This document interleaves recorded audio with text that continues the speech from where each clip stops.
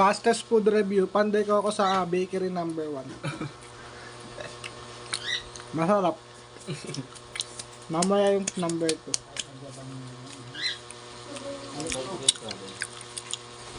So nandito pala kami guys sa bahay nila Bench.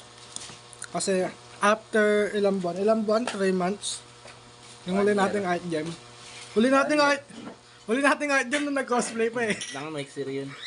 Para next year tayo tol, di ba no? Almost 1 year nung huli kami nag-art jam.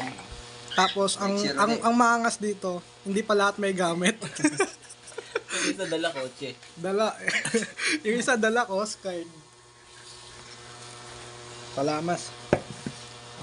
Dala ko lang bond paper. Ayun, vlog. Ito yung isa sa sa circle namin na nakatupad ng pangarap niyang course. Jairus. Siya guys, napag-fine arts. Hey. Wala pa kasi si Bricks eh. Babalik na kami guys. So, vlog, nagbabalik kami para sana. Food review ng bakery number 2. Ano tawag? Cheesy something yung tawag dito, yung kanina Panday Coco. Start mo yung tayo kila Wilson. Tapos pinabukasan. Matamis. Hindi naman, may cheese. Graduate ako nang sumano parang ko.